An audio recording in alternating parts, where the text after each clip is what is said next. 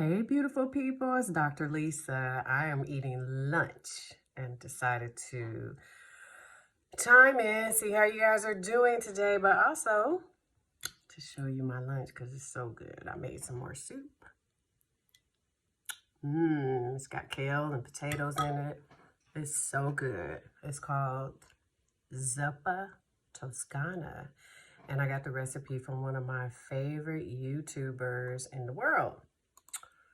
Her name is Love Lexi Nicole. So check her out. She does a couple of great things with cooking and she has me buying stuff. I'm hooked on what she does. So anyway, I've gotten a couple questions about, and I'm sitting here looking at it because I've been so busy, I haven't checked the news, guys. So I got a couple questions about what would make a 6-year-old shoot someone, especially his teacher. And I actually had my mom ask me that yesterday, so I thought, let me look into what's going on and sit here and kind of just touch base about it, And it looks like, to me, that a couple of people dropped the ball on this one. So time will tell what the consequences will be toward, some of the people that dropped the ball in this. But listen, it is not uncommon to hear about some violence that a child, even that young, inflicted upon a teacher or another adult. I don't know how many times I have to say.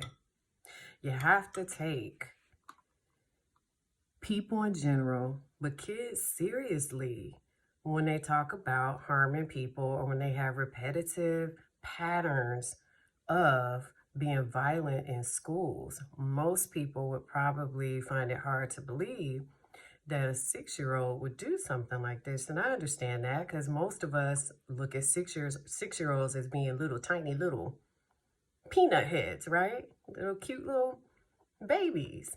But you have some who will actually do these things for various reasons. Now, I'm a behaviorist, and so I believe in modeling violence in video games. All of that stuff has been researched and it has an impact, on what kids do violently. So it's observational learning, right? We model some of these behaviors, and I'm not saying that's what the parents did, but I'm just saying that's one of the reasons that, kids, even kids this young, can become violent.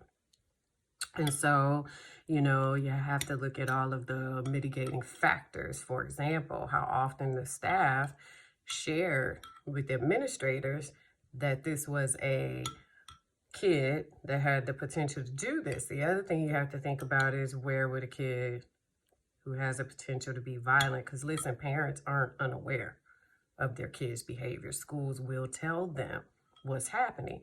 And so if you have a kid, even that young, that's threatening to harm, where did they get the gun? Well, we know because it's in the media. Again, blame to be had in a couple of different areas here. Now, listen, teachers have one of the hardest jobs in the world.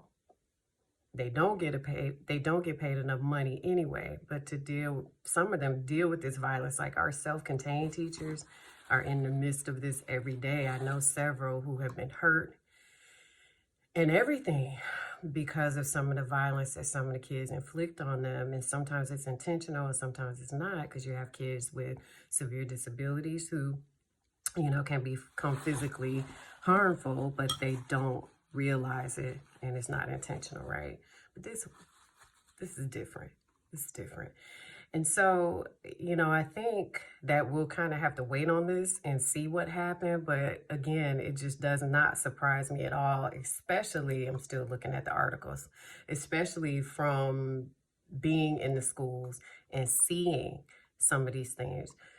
So the best thing that I'm going to say right now to you before more information comes out is that you do have to take these warnings seriously, especially if you're in the schools. Listen, I remember not too long ago, a school district did not act on a kid that said he was going to shoot up the school, right? and somebody consulted with me about it because they also told that professional that it was okay and they've taken care of it. Yet this was something that this kid would say every day, all day. Now, what would you do if you were me? I told that person to follow suit with what we do in our field for acts of harm. This person did it, and you know what? The kid was taken care of. That's about as far as I can say about that situation. But you see how people will kind of downplay what kids tell them. Don't do that. So that's where I'm going to leave you with this situation, and then we'll talk about it more once more information comes out. So I hope you guys have a good day, and I'm going to finish eating my lunch before it is time for me to see my clients. Bye-bye.